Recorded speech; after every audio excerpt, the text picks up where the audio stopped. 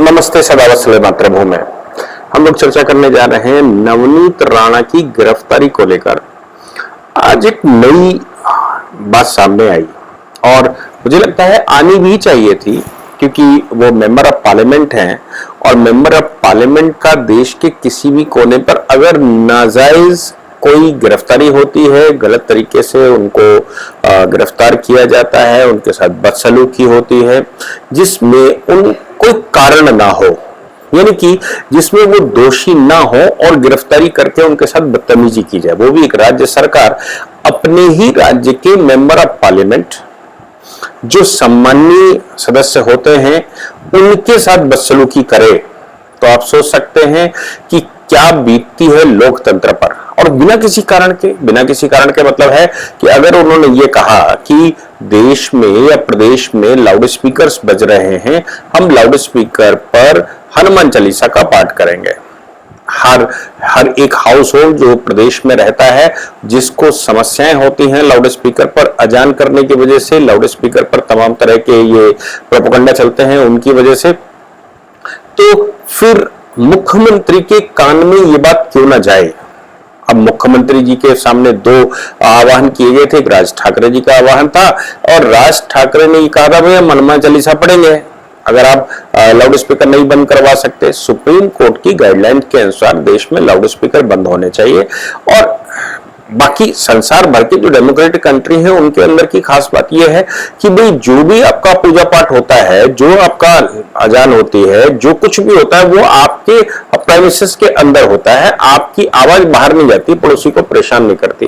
यहाँ तक कि बहुत सारे देशों में तो इस तरह का भी कानून है कि अगर आपका बच्चा रोता है तो आप अपने बच्चे को नहीं रुला पाते, पड़ोस के लोगों की नींद खराब होती है आपके बच्चे के रोने की वजह से, तो फिर आपको उनके रात की नींद खराब होने का जो कॉम्पनसेशन है वो देना पड़ता है। क्यों? क्योंकि आप अपने बच्चे को छुपा नहीं पाए, आप अपने बच्चे को वो नहीं दे पाए जो देना चाहिए, वो उस तरह से बिहेव नहीं कर पाए जैसे आपको करना चाहिए।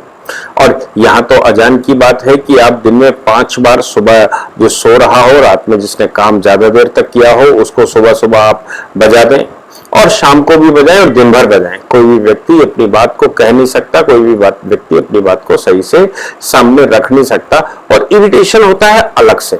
5 बार दिन में ये बताया जाता है अल्लाह ओ अकबर, यानी कि वही सबसे महान है। हिंदू देवी देवताओं को एक तरह से साइड में रखा जाता है और ये बताया जाता है, हिंदुस्तान के अंदर ये बताया जाता है कि अल्लाह ही सर्वोपरि है और अल्लाह के अलावा कोई और नहीं। ये जिहाद का एक रंग जो देश भर को दिखाई देता है। ऐसे में राज ठाकरे का आह्वान मुझे लगता है कि पिंच किया महाराष्ट्र को, और राज ठाकरे के खिलाफ तो कुछ कर नहीं सकते उद्धव ठाकरे, क्योंकि उद्धव ठाकरे के ऊपर वो किसी न किसी तरह से प्रिवेल करते ही हैं और ये उद्धव ठाकरे को खुद खूब मालूम है कि राज ठाकरे ने अगर कुछ कहा है का मतलब ये हो गया उनके खिलाफ अगर एक्शन लिया जाता है तो फिर उद्धव की शिवसेना बिखरकर खंड खंड हो जाएगी। क्योंकि उद्धव ठाकरे जिस शिवसेना पर सवारी कर रहे हैं वो शिवसेना हकीकत में राज ठाकरे के द्वारा संचालित रही है, जब तक कि बाल ठाकरे जी का पुत्र मोह नहीं जागा था। बाल ठाकरे जी का जब पुत्र मोह जाग गया और उद्धव ठाकरे को बिठा दिया, तब राज ठाकरे से शिवसेना अलग हुई और राज ठाकरे ने एमएनएस नाम का एक अलग संगठन बनाया। और उसके बाद शिवसेना पूरी को मालूम है कि किसी दिन राज ठाकरे और उद्धव ठाकरे में अगर आपस में सीधा कोई वॉक भी हुआ, कोई सीधा टॉक हुआ, तो फिर जनता शिवसेना के जो ओरिजिनल सैनिक हैं, शिवसेना के जो सैनिक हैं या शिवसेना के जो सदस्य हैं, वो राज ठाकरे के साथ कहीं चलकर न चल जाएं। जब तक सत्ता है तब तक ही उद्धव ठाकरे के साथ शिवसैनिक दिखाई दे रहे हैं। इसलिए उद्धव ठाकरे ने राज ठाकरे का जो अनाउंसमेंट था उसमें तो कुछ नहीं कर पाए वो, लेकिन नवनीत राणा ने ये कहा था कि भाई मातोश्री के सामने हम हनुमान चालीसा करेंगे। उनको हनुमान चालीसा तो नहीं करने दिया, लेकिन देशद्रोह धारा 124A आईपीसी की लगा दी। अब आप सोचिए कि हमारे देश में कहीं भी, हमारे देश के किसी भी कोने में हनुमान चालीसा पढ़ने पर देशद्रोह हो जाए, यानी कि हनुमान चालीसा पढ़ना देशद्रोह की संज्ञा में आ जाए, इस बात में कितनी निर्लज्जता महसूस होती है। कोई भी पॉलिटिकल पार्टी कैसे ऐसा सोच भी सकती है। हिंड्रेंस का आ जाता है, रेस्ट्रिक्शंस का आ जाता है, काम में बाधा पहुंचाने का हो सकता है, रोड जाम करने का हो सकता है, लेकिन देशद्रोह है ये कुछ हजम नहीं होता। इसलिए उन्होंने सुप्रीम कोर्ट में जब देशद्रोह पर लेकर एक PIL गई तो उन्होंने ऑर्डर शीट में लिखा कि किस प्रकार महाराष्ट्र की सरकार ने एक मेंबर ऑफ पार्लियामेंट के खिलाफ धारा 124A लगाई है। ये बताता है कि धारा 124A का कितना बड़ा मिसयूज होता है और इसलिए इसको रिव्यू किया जाना चाहिए। केंद्र सरकार ने भी ये कहा कि हाँ, इसका रिव्यू होना चाहिए। क्यों? क्योंकि ये जब हनुमान चालीसा पढ़ने पर इस तरह की धाराएं लगानी शुरू कर दी गई हो तो ऐसे कानून का रिव्यू करना ही एक ऑप्शन रहता है कि ऐसा कानून का स्पेसिफिकेशन, उसका ब्रॉड होना, उसके इलस्ट्रेटिव होना और उसके एक एक चीज को स्पेसिफाई होना बड़ा आवश्यक है। खैर, ये बात तो थी ही। नवनीत राणा, उनके पति रवि राणा को गिरफ्तार किया गया, जेल में रखा गया और हवालात में रखा गया। उनके साथ बदसलूकी की, ऐसा उन्होंने आरोप लगाया था। नवनीत राणा चूंकि मेंबर ऑफ पार्लियामेंट हैं, महाराष्ट्र से ही आते हैं, उन्होंने पार्लियामेंट की प्रिविलेज कमेटी के सामने अपनी बात रखी और उन्होंने कहा, देखिए, मैं मेंबर ऑफ पार्लियामेंट हूं, मेंबर ऑफ पार्लियामेंट होने के नाते मुझे कुछ प्रिविलेजेस हैं प्रदेश में घूमने के और अपनी बात कहने के। अब मैंने जब अपनी बात कही और घूमी तो मेरे खिलाफ देशद्रोह का मुकदमा लगाया गया, मुझे गलत तरीके से छुआ गया, मुझे गलत तरीके से गिरफ्तार किया गया और जेल के अंदर मेरे साथ गलत व्यवहार किया गया। प्रिविलेज कमेटी, पार्लियामेंट की प्रिविलेज कमेटी रहती है जो सदस्यों की जो प्रिविलेज है उसको ध्यान में रखती है कि कहीं उनका प्रिविलेज भंग तो नहीं कर रहा है, कहीं उनका प्रिविलेज पर कोई आंच तो नहीं आ रही।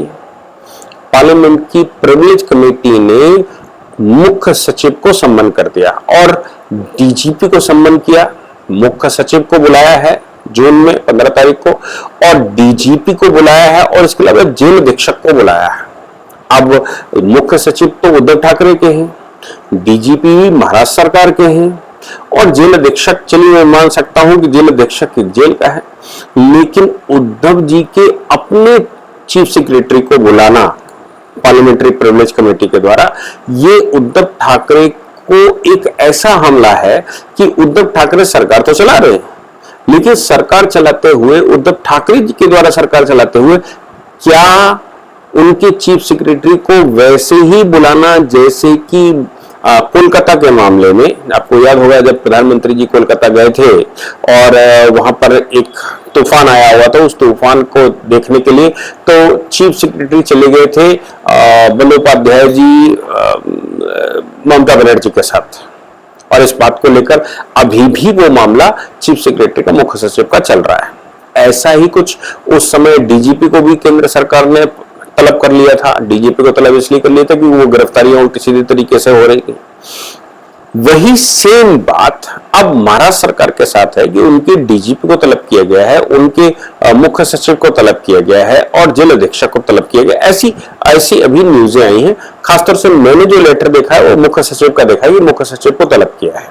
एक लेटर बाकायदा पार्लियामेंट्री प्रिविलेज कमेटी ने इश्यू किया है। अब 15 जून को वो अपनी बात रखेंगे और उनसे कहा गया अपने ओरल एविडेंसेस के साथ आइए। ओरल एविडेंसेस के साथ का मतलब है कि क्या तुम्हारे पास है, किस आधार पर तुमने गिरफ्तार किया था, उसकी गिरफ्तारी का कारण क्या था और जो भी तुम्हारे पास मटेरियल है वो मटेरियल लेकर हमारे सामने उपस्थित हो और हमें बताएं कि आपने क्या किया और क्यों ना पार्लियामेंट्री प्रिविलेज भंग करने का आपको दोषी माना जाए और क्यों ना पार्लियामेंट्री मेंबर का अपमान करने के लिए आपके खिलाफ कार्रवाई की जाए। मैं आपको एक बात और बता दूं कि पार्लियामेंट चूंकि प्रिविलेज हाउस होता है, पार्लियामेंट को जुडिशरी की पावर है अपने सदस्यों के मामले में।